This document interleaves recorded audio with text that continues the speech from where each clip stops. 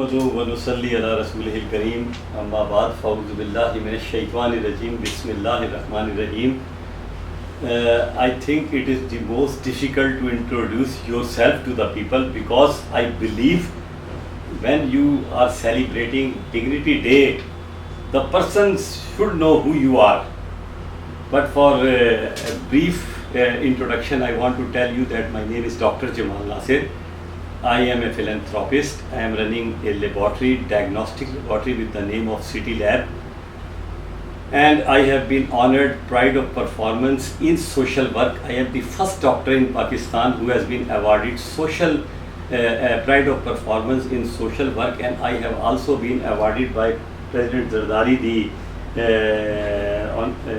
another medal.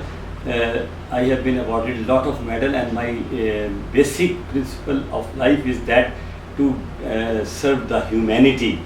And I am also running an organization with the name of Green Task Force, and the purpose of the Green Task Force is to make the country green and to make the country clean.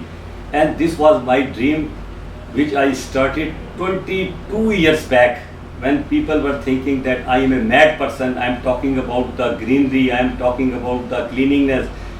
At that time I know a time will come when people will realize that environment is going to becoming a great problem in whole of the world, and the time has proved that environment is a big problem, and because of that and bad environment we are wasting millions of dollars of our money. Well, I have to come to the topic World Dignity Day.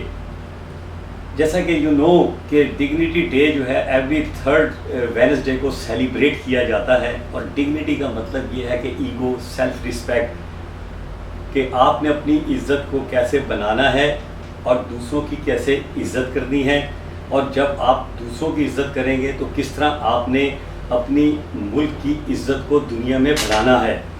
اور اس میں کوئی شک نہیں کہ it has been started from 2005 when an idea was floated by 3 persons. One is American, one is Finland, and other is Norwegian in 2005. But this day was started to celebrate in 2008. اس میں کوئی شک نہیں کہ یہ 2008 میں ہوا، اور ہر بندے کا بنیادی حق ہے کہ اس کو بنیادی حق کی چیزیں دی جائیں.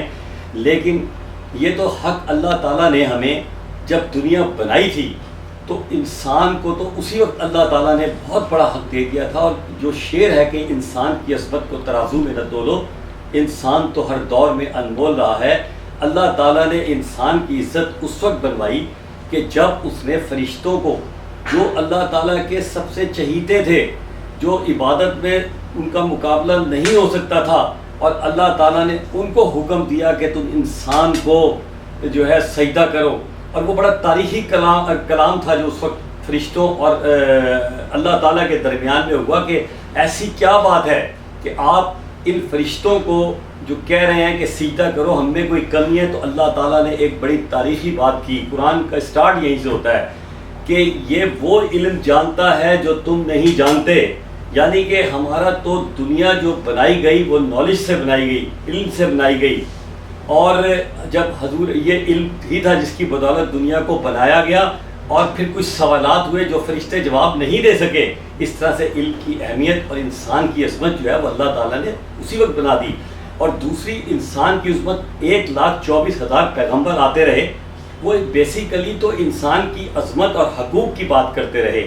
کسی ایک پیغمبر نے یہ نہیں کہا اپنی تبلیغ میں کہ بھائی میں کیونکہ نمازیں پڑھتا ہوں، میں کیونکہ نیک آدمی ہوں، میں بڑے روزے رکھتا ہوں تو تم میری بات مان لو کہ یہ اچھائی کا راستہ ہے، یہ برائی کا راستہ ہے. نہیں، انہوں نے پہلے اپنے عمل سے ثابت کیا. جسے اقبال نے کہا تھا کہ عمل سے زندگی بنتی ہے جنت بھی جہنم بھی، یہ خاکی اپنی فطرت میں نہ نوری ہے نہ ناری ہے. کہ آپ نے کریکٹر ایسا بلٹ اپ کرو کہ پھر وہ ڈیسائیڈ کرے گا.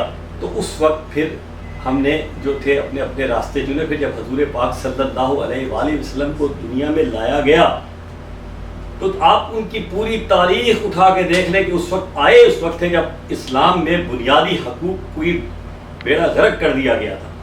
بچیاں پیدا ہوتی تھیں ان کو زندہ دفن کر دیتے تھے. اس وقت جو تھے کوئی شادی کا کنسرٹ نہیں تھا. ایک آدمی سینکڑوں شادیاں کر لیتا تھا.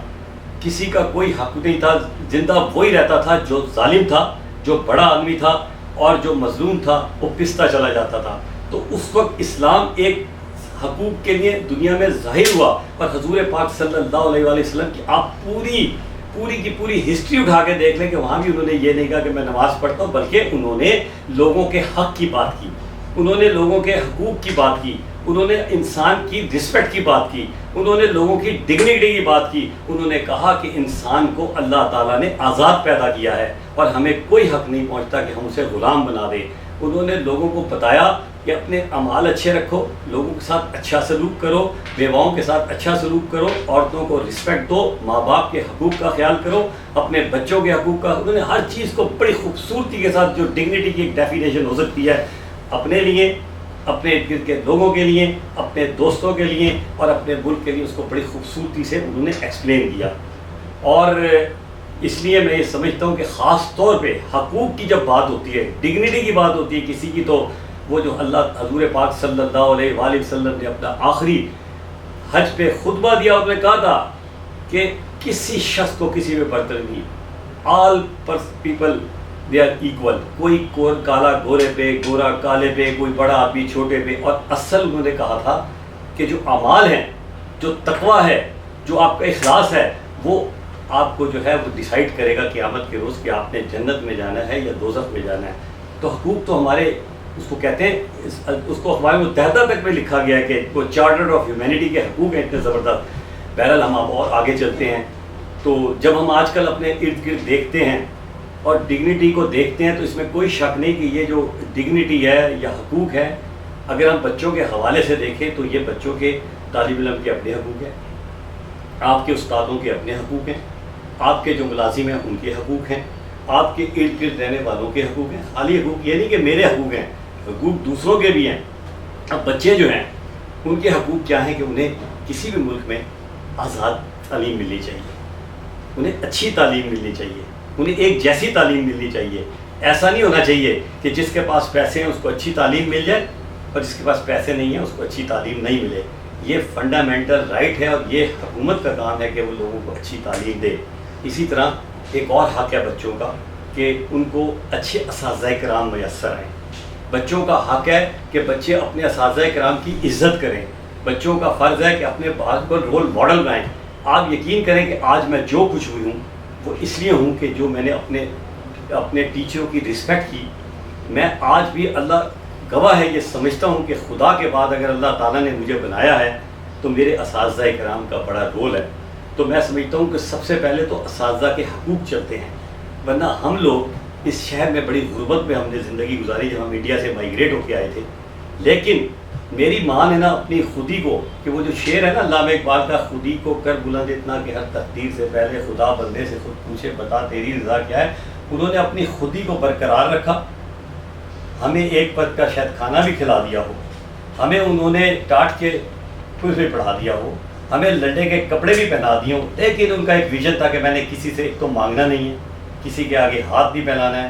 شاید انہوں نے کپڑے سی کے ہمیں پڑھایا ہو، لیکن ان کا ایک ویژن تھا کہ میں نے اپنے بچوں کو ایک رسپیکٹ دینی ہے، معاشرے میں ڈگنیٹی دینی ہے۔ اور وہ رسپیکٹ اور ڈگنیٹی ایک ہی صورت میں آ سکتی ہے کہ جب آپ اچھی تعلیم حاصل کر لیں۔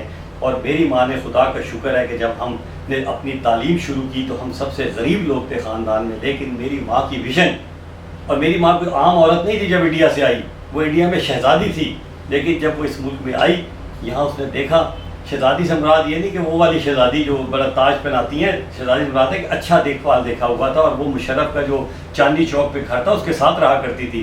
لیکن یہاں آ کے سب کچھ لٹ کے آئیں، لیکن انہیں اپنی سیلف رسپیکٹ اور ڈگنیٹی اور ایگو کو برقرار رکھا، ہمیں پڑھایا لکھایا۔ آج اللہ تعالیٰ نے ہمیں معاشرے میں بہت اچھا مقام دیا، اور کس لیے؟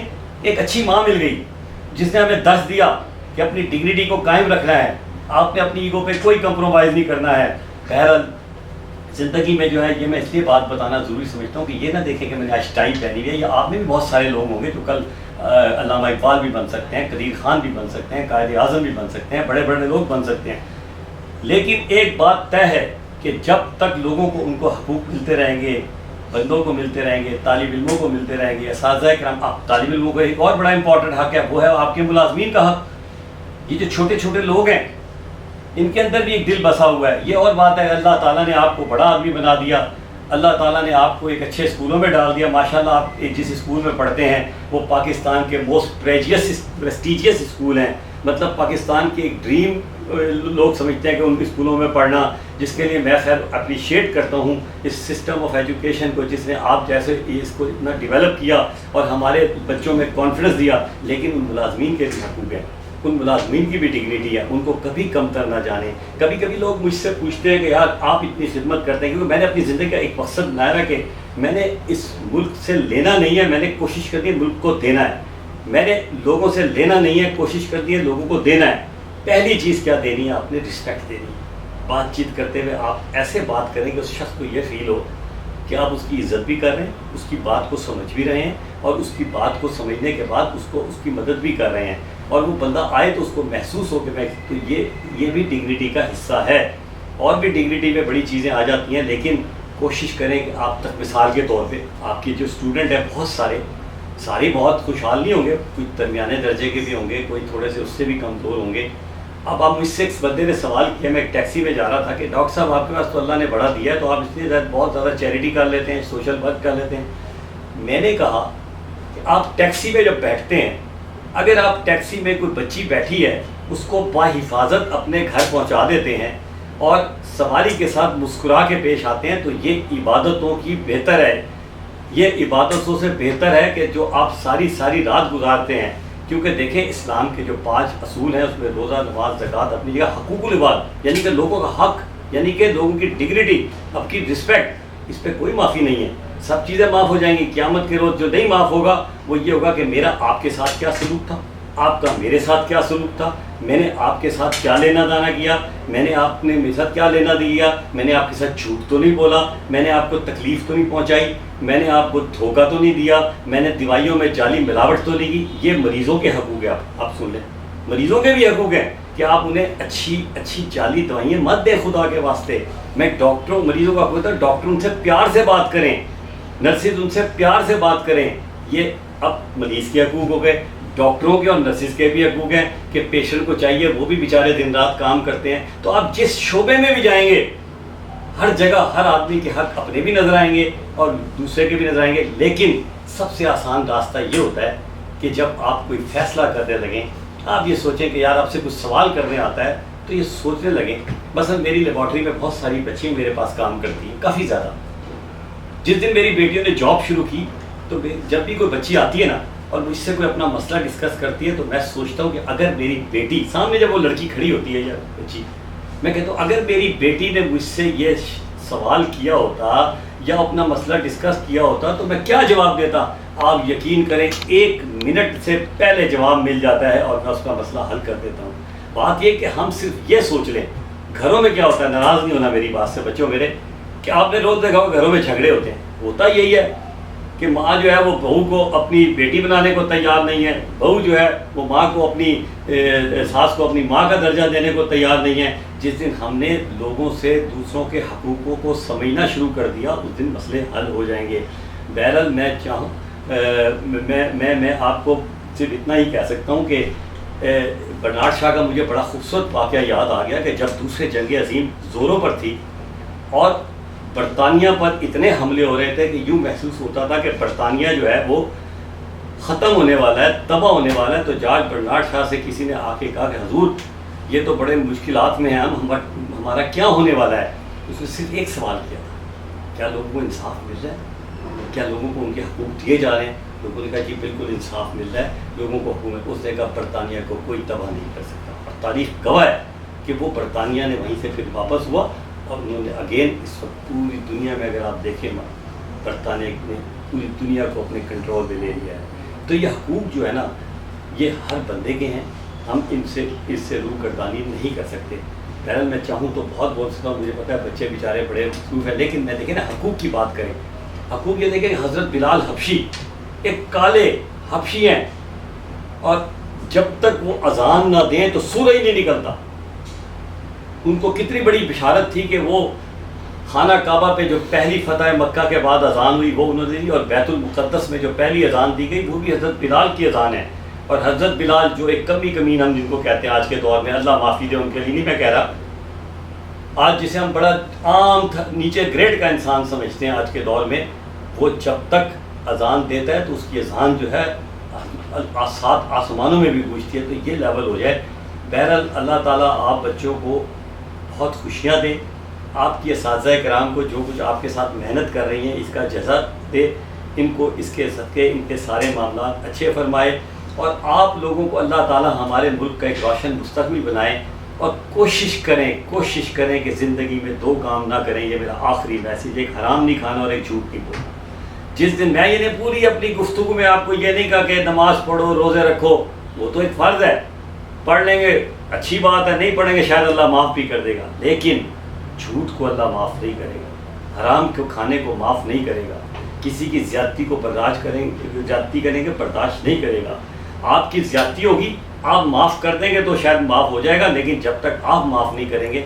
اس لیے یہ جو ڈگنیٹی ہے یہ ایک اچھا ہے، اور میں سمجھتا ہوں اس کو ہماری صرف آپ کے اسکول کے لیولوں پہ نہیں بلکہ اس کو حکومتی لیول پہ لوگوں کے لیے کرنا چاہیے، ان کو ان کے حقوق کا بتانا چاہیے، ان کے ہماری ساری سرکار سیاسی پارٹیوں کو چاہے وہ حکومت میں ہے یا اپوزیشن، سب کو مل کے اس پہ لڑنا چاہیے، اور وہ انسانی حقوق کا چارٹر جو حضور پاک صلی اللہ علیہ وسلم 1400 سال پہلے دیا تھا لوگوں کے حقوق کے بارے میں، اس کو اپلائی کرنا چاہیے۔ میں بیٹا آخر میں چھوٹے سے 4-5 شعروں کے مصروں کے ساتھ گفتگو ختم کروں گا کہ ہنستے پھولو ہنستے رہنا، ہنستے پھولو ہنستے رہنا، تم ہو پاک وطن کا گہنا، پھولوں نے پھر گہنا پہنا، ہنستے پھولو ہنستے رہنا، پھول ہیں تھوڑے ہار بہت ہیں، پردے میں اغیار بہت ہیں، آپس میں مل جل کر رہنا، ہنستے پھولو ہنستے رہنا۔ پاکستان زندہ باد۔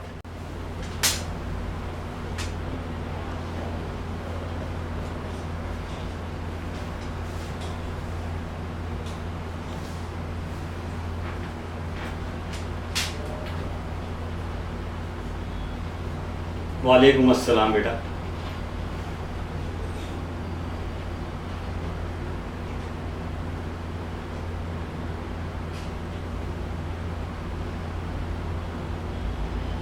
Pardon, I don't understand because there is some vibration between you and me and I could not understand your question. Please repeat again. It's better now. Better, yes, it's now better.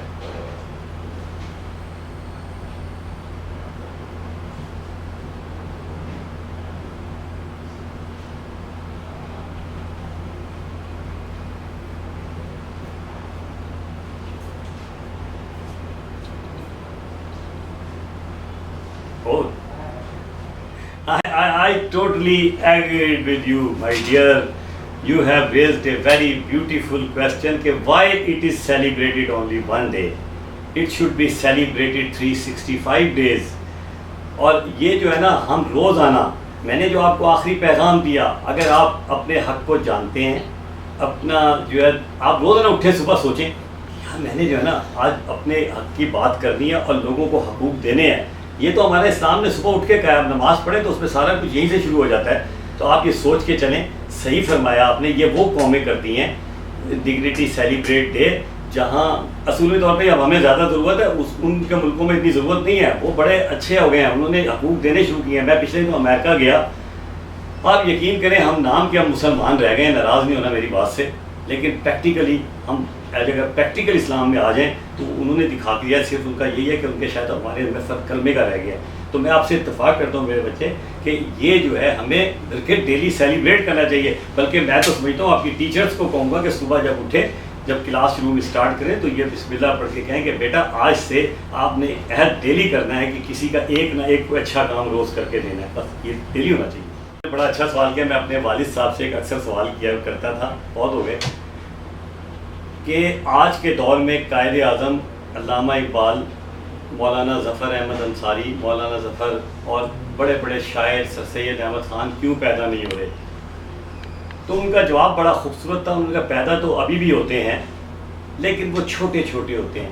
یہ جو آپ نے سوال کیا نا، دیکھو بیٹا ایک بات میں بتا دوں کہ آج آپ جو کچھ بھی بننے جا رہے ہیں، جو کچھ بن رہے ہیں نا، یہ اپنی سوچ کو تبدیل کریں۔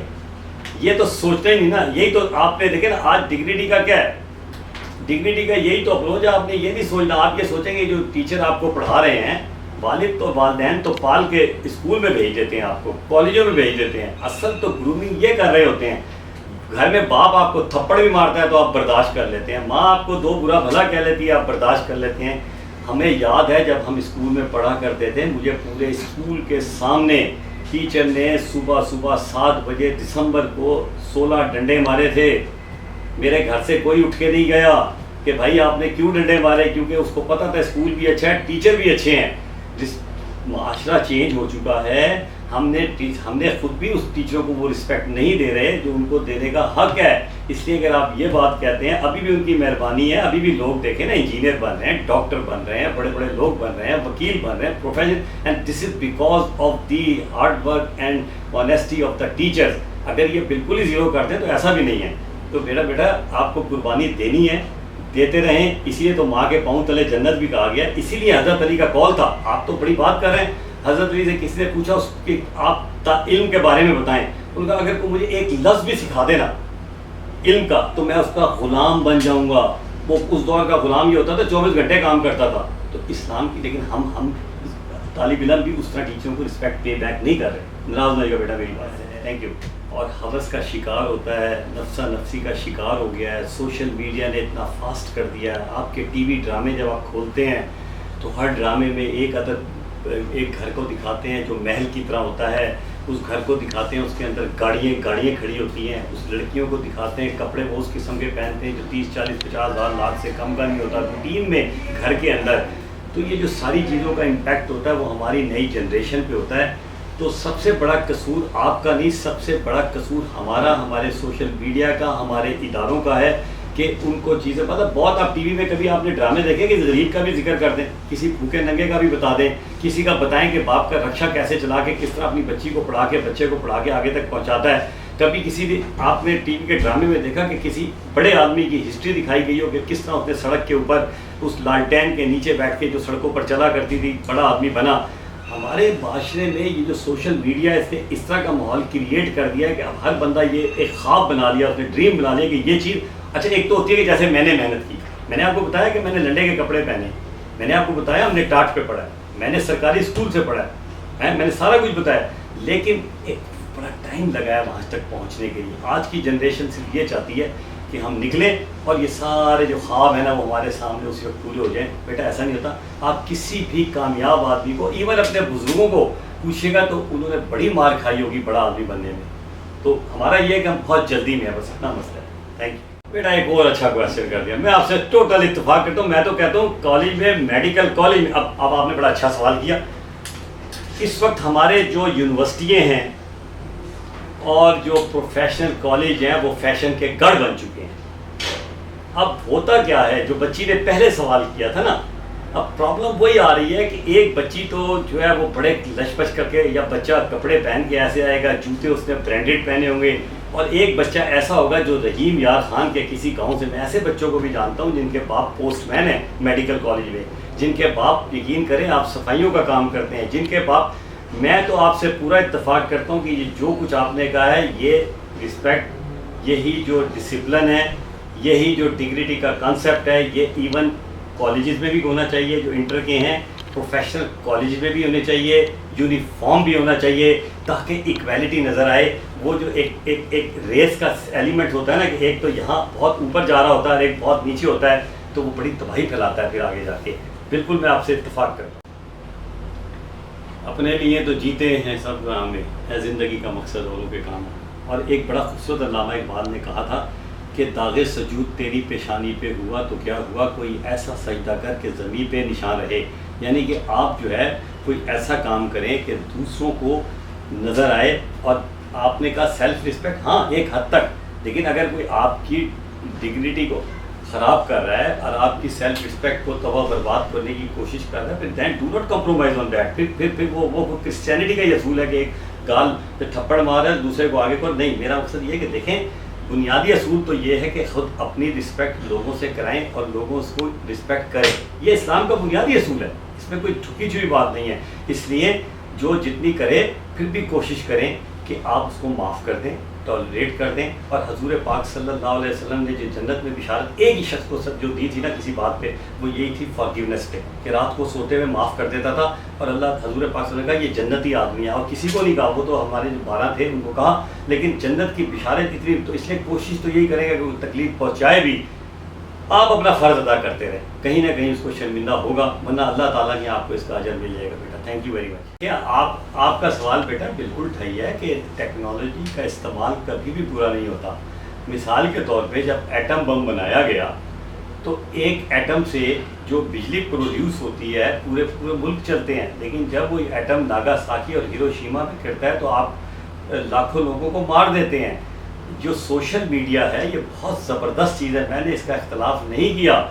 میں نے یہ حقیقت ہے کہ اس نے تو باری دنیا کو ایک گلوبل ولیج کے طور پہ اکٹھا کر دیا، اور اتنی آپ لوگوں نے اتنی آسانی پیدا کر دی. ہم تو دور میں جب کوئی ریسرچ کرتے تھے تو پتہ نہیں کہاں کہاں لائبریریوں میں جاتے تھے، کس کتاب کو کھولتے تھے. اب تو آپ ایک بٹن دباتے ہیں اور ساری دنیا آپ کے سامنے آتی ہے. پرابلم صرف یہی ہے کہ ہمارے ملک میں بدقسمتی سے ہمارے بچوں کی اس طرح کی گرومنگ نہیں کی جا رہی کہ ان کو اس سے جو اچھی چیزیں ہیں، مثلاً یہ دیکھیں نا کہ المیہ یہ ہے کہ جو ایجوکیٹڈ بچے ہیں وہ تو فائدے اٹھا رہے ہیں، اور لیکن بدقسمتی سے ہماری ایجوکیشن کتنی ہے، تقریباً آپ کے ملک میں زیادہ تر لوگ تو ان پڑھ ہیں. ان پڑھ کیا کرے گا، اس کا مس یوز ہی کرے گا. وہ تو پڑھا لکھا بچہ ہوگا کوئی، اگر آپ کے اسکول کا، کالج کا، یونیورسٹی کا، اس سے فائدہ اٹھائے گا. تو بہرحال جو سوشل میڈیا یا یہ جو ہائی ٹیکنالوجی ہے یا لیٹسٹ ٹیکنالوجی کا استعمال بڑی زبردست چیز ہے. پہلے لوگ گھوڑوں میں بیٹھ کے جاتے تھے، اب جہازوں میں بیٹھ کے جاتے ہیں. یہ تو نہیں ہوتا کہ بندہ کہ نہیں یار جہاز اچھی چیز نہیں ہے. تو اس صرف استعمال کی بات ہے کہ آپ اچھا استعمال کریں تو میرا خیال ہے اس سے بہتر اور اس سے فائدے کی چیز ہے ہی نہیں. Thank you very much.